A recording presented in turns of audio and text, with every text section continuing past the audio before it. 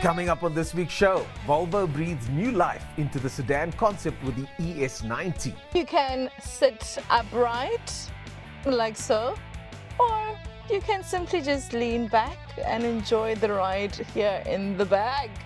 Oh, I love it. The Renault Kiger receives a midlife makeover and additional standard equipment. It has 21 safety points, so people must know that when they're in it, very safe car for you, for your family, your loved ones. And we get better acquainted with the Leapmotor C10. I like it a lot because of how it drives, how much fuel it saves, and the absence of wondering when I'll need to either stop for fuel or get the battery charged.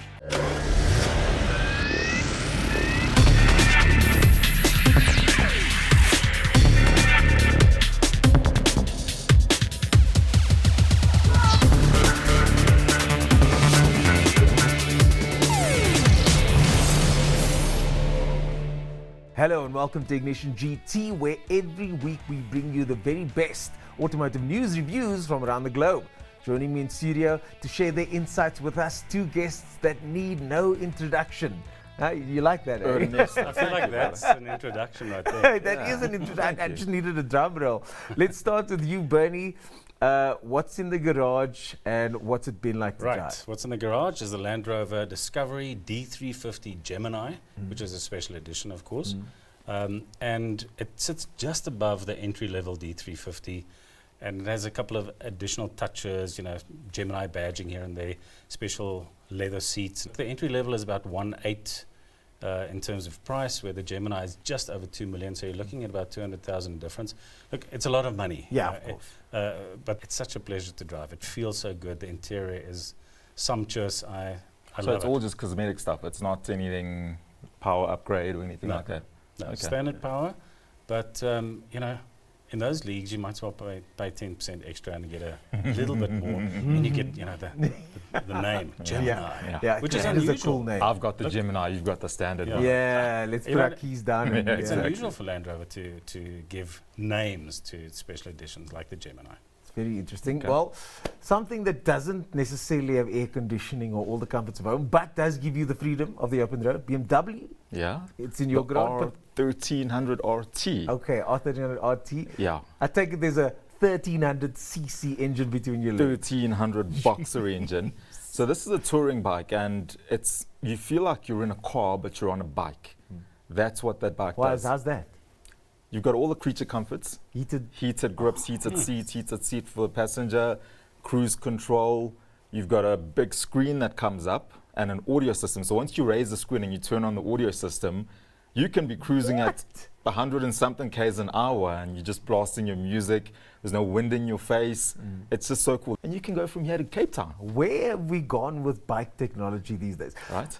They are making what sounds like legitimate improvements. Proper. So some of them, I mean, I don't think this is not spec'd with the adaptive cruise control, but that is an option, right? Yeah. Well, if the 1300 RT represents the ultimate in refinement on two wheels, then the Volvo ES90 embodies the same ethos on four. There's a great deal more to Volvo's all-new electric sedan, as Z found out during the local media launch.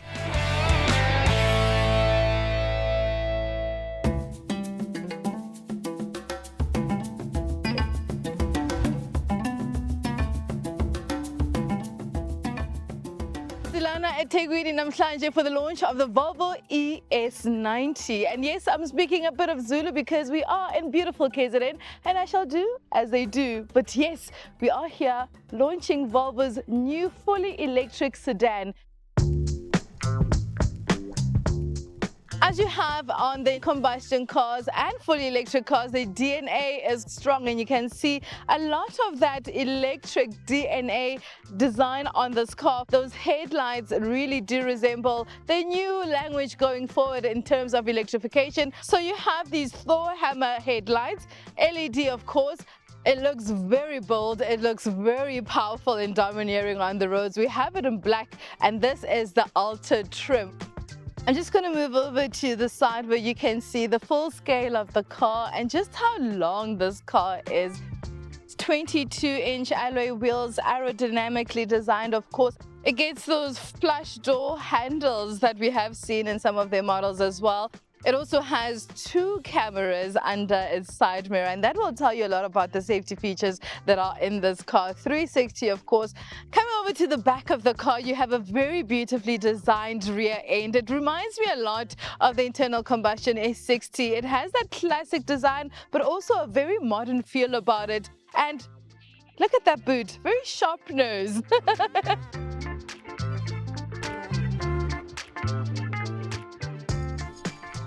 It also then has that Volvo badge across the boot, and as you open, you have about 447 liters worth of boot space. It also extends to about 1,427 liters worth of boot space with the rear seats down. I was quite curious to see where this cable that they've plugged in leads to, and as I open underneath here, of course, you do have your charging cables. But they've connected a Wi-Fi modem in here, so you can be connected while driving the Volvo ES90.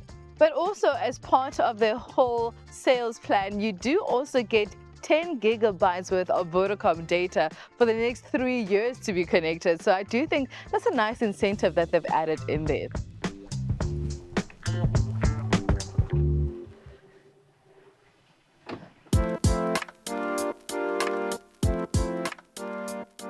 As you know, Volvo does not compromise when it comes to interior design, and this cabin space really speaks for itself. And you also know that Volvo really prides themselves in using environmentally friendly materials, and you can see on the dashboard as well, you have this sort of wood finish with the chrome outlines.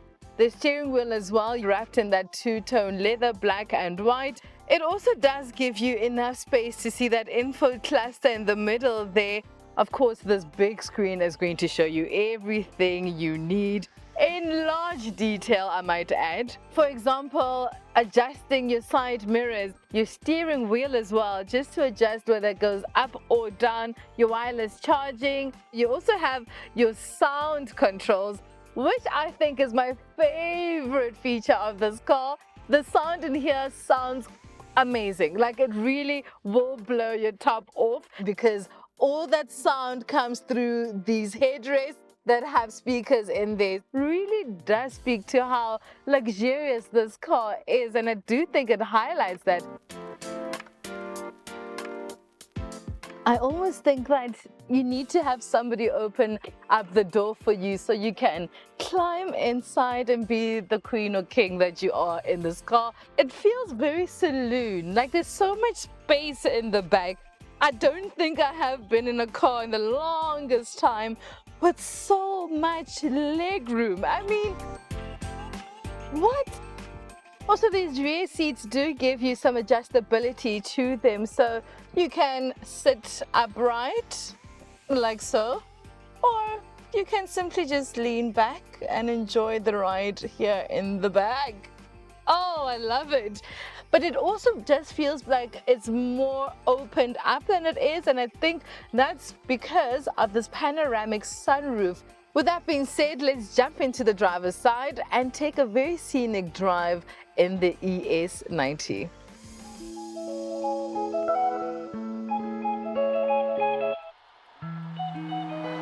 So it's been a while since I came to KZN, and I'm really enjoying the scenic routes. It's lush, it's green, it's beautiful, and the roads just twist and wind, making you experience this car so much more perfectly than you would perhaps on just a straight, boring, no picturesque scenery kind of road. Propelling this car is 245 kilowatts and 480 newton meters of torque, which is quite ample. And this has just blown my expectation as well, because the way it just handles itself on the road, the way it hugs on the corners, that instant just power as you put your foot on the acceleration, and it just goes. So 0 to 100 in this car, you can get to it in 6.6 seconds. So this car also has adaptive air suspension, and I do think that lofty ride, the smoothness, the beautiful just throttle response is exceptional. It also just has a way in which it excites you as you press on the accelerator. Steering wheel response is also very good. It almost dances with you a little bit. As I was driving it earlier on, I thought of some sort of analogy of how I could best describe it. And all I could think of was a beautiful symphony paired with a ballerina just dancing it out on the floor. It's something to be said about the Volvo brand. For the longest time, they've always had a legacy of refined drive quality, and this has just gone up 2 or 3 notches. What I also do love is that they give you a free installation when you purchase this car, free wall installation to charge your car from your home, from your garage. Plus, you also get free public charging for a year. I do think that's a great incentive. Let me actually experience this car from another perspective and see if it really is as good. If you're going to be buying a car that's worth over 1.5 million rand, I do think that you deserve and should be sitting in the back seat at least once in a while and have yourself driven by someone else. And I've never actually done any part of a review in the back while somebody's driving me. And today we have my cameraman Sipho, and I do think that this does give you so much room to be relaxed, recline your seat, and just enjoy the road.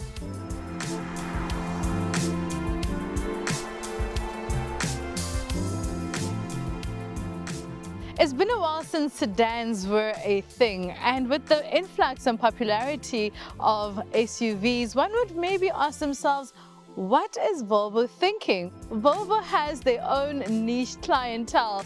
They go against the grain. They are in a segment that is not overly populated and is not about popularity at all. This is a sublime car, magnificent drive, and I do think one would never regret having one of these in their driveway.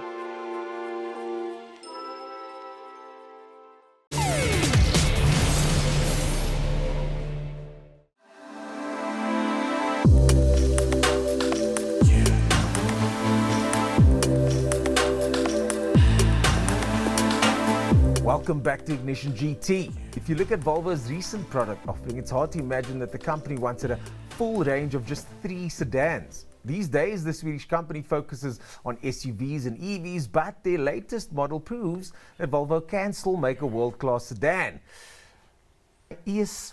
Electric, yeah. Does it make sense? Are people going to want it in South Africa? Look, when you look at the range, it's a whole different ballgame, because ordinarily, it's just, for me at least, it's a range that becomes a limiting factor. I don't want to be stuck with something with 400 Ks of range. And this is, what, 755? Yeah, over 700. Over 700 kilometers of range. I mean, you might as well be driving an internal combustion car at that rate. It's kind of like the same That was thing. that crossover point we've been waiting for, isn't it, Bernie? It is, but more importantly, well, I mean, range is very important, but also important, let me put it that way, is the speed, the rate at which this car can charge. Yeah, that too. You know, 350 kilowatts per hour, basically, which means from its battery can be recharged from 20% to 80% in 20 minutes. That's crazy. If you're, of course, at a public charging, high-speed public charger. Also, it's such a great value proposition. I mean, you get, what, 2 years free public charging, 3 years connectivity, you get a wall box with the car. If you were considering an EV, now's the time. And that's off the back of really good prices already, I think, in the segment. You know, there are 3 models in the range. It starts at about 1.4, 1.5. Is it not 1.6? I think it's 1.590. Yeah, let's call it that. And you know, at that price, if you look just a couple of years ago, a much smaller EV with much less range, smaller battery, you were looking at those prices already. Now this is a proper premium or even luxury. It's a sedan. Let's call it that. This is typically Volvo, so it's beautiful luxury. It's really good looking. It drives like a dream. Volvo is now playing in that space again, where they haven't been for a long time, in terms of large luxury sedan. Volvo buyers are very specific. It's not a massive a buyer base. I think Volvo is bringing in either 40 or 50 units, I think, this year, or maybe in total. So it's a very small niche, really. But it's a group of buyers who know exactly what they want, and they won't settle for anything less. So maybe it's irrelevant to even discuss competitors because these cars are probably all sold already. So from ultra-luxurious sedans to affordable compact crossovers, we now turn our attention to one of Renault's most popular models in the South African market, the Renault Kiger.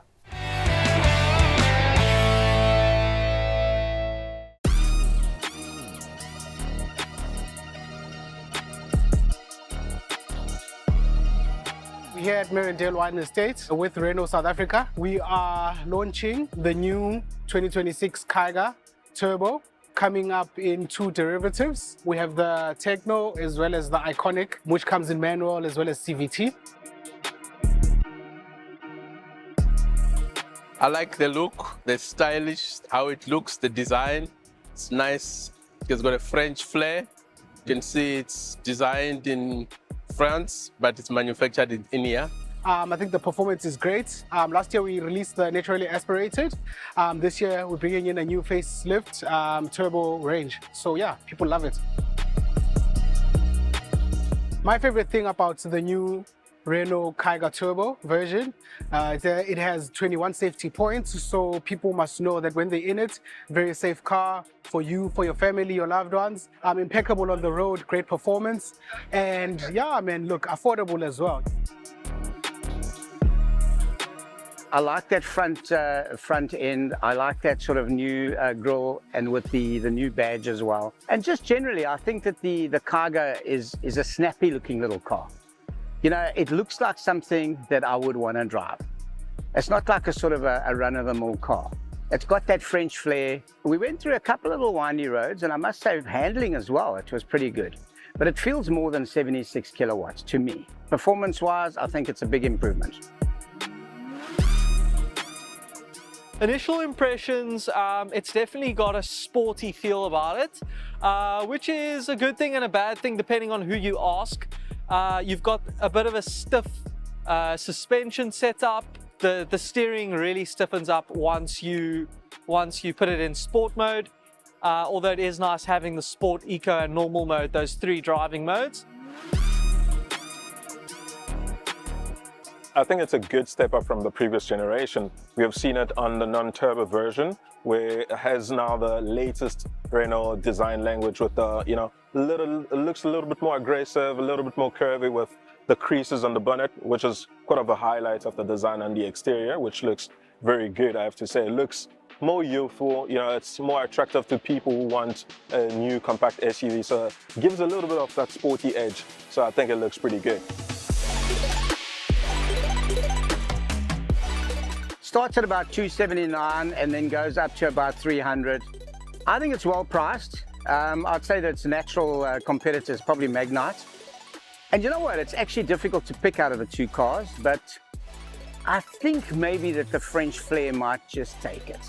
For a sub 400,000 rand car, it's doing what it is intended to do fairly well enough. Definitely as a city car, it's going to be a great thing, and it's definitely going to give some of the other cars in its segment a run for its money.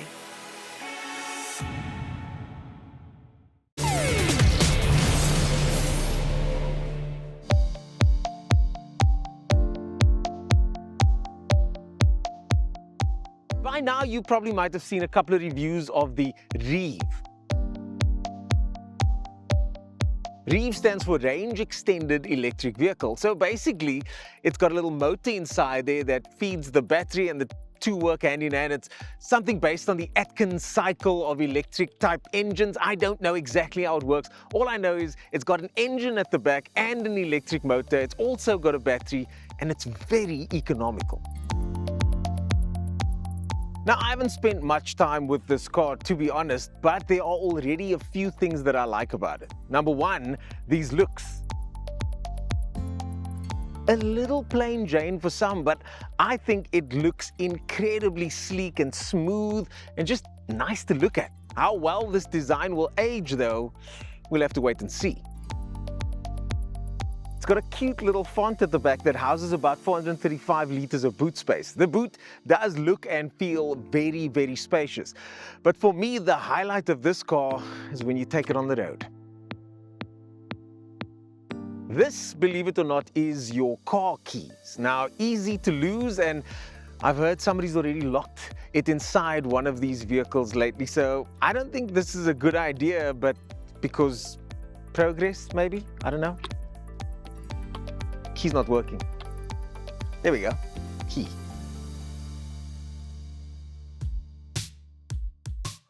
So it took me a while to figure out where the door unlock mechanism is. And it's on the screen over here, and it's a little icon. And with all the safety concerns for doors locking automatically these days, I'm wondering if this is a good idea. Then, if you want to adjust the rear view mirrors, you've got all of that in the system over here. And it's got apparently a very clever voice activation system. I'm coming. Okay, she's coming. Okay, cool. Please roll down all the windows. Okay, window look.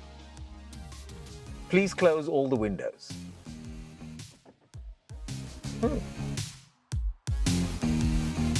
Now, these systems aren't new and it's not that impressive, but what is impressive is that when it works well and it works consistently all the time, and that's really all you want with voice command, isn't it?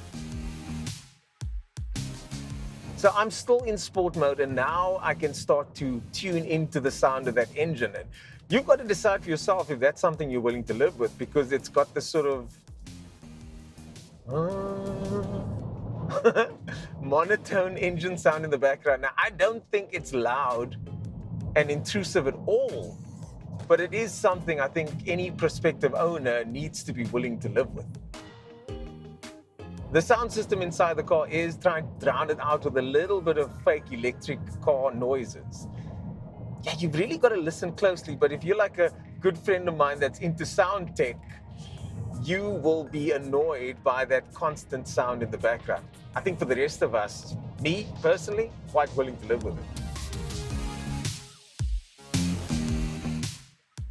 Sometimes technology works for you and sometimes it works against you. Where it works for us here is that fast charging is available for that battery, but you can also depend on the engine to charge the battery for you, which is why it's there. That's its primary focus, is to charge the battery.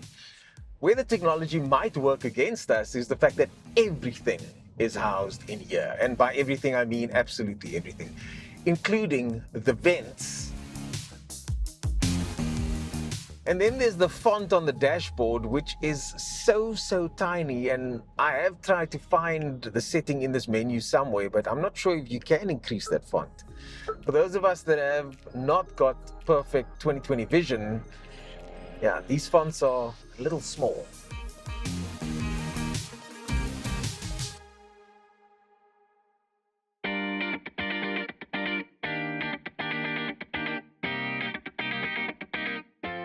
It doesn't give you range anxiety, but it certainly does give you key anxiety. But because it's effectively in a class of one, this is the best car that you can get in this segment.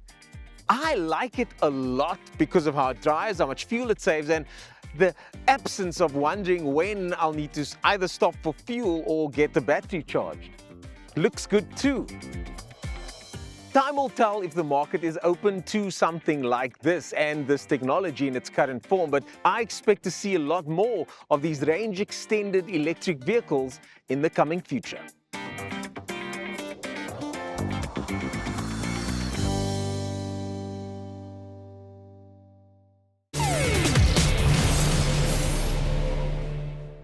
And that brings us to the end of this week's show. Gentlemen, thanks so much for joining me once again. Absolute Google, pleasure. what are you cruising off into the sunset with? I'm just beating traffic on the way out. That's all I need to do. I was actually stuck in traffic on the way here. Bike might not be such a bad idea, but 1300 there, no thanks. I'm going to zen out in that Land Rover and not think about the traffic as the cruise control takes me around Intigan. They are very comfy. Smooth. They are very. Be sure to join us again next week when Z puts the Chang'an CS75 through its paces. Pagani previews the sensational Utopia Roadster. And Juliet samples the Toyota Land Cruiser Prado VXL.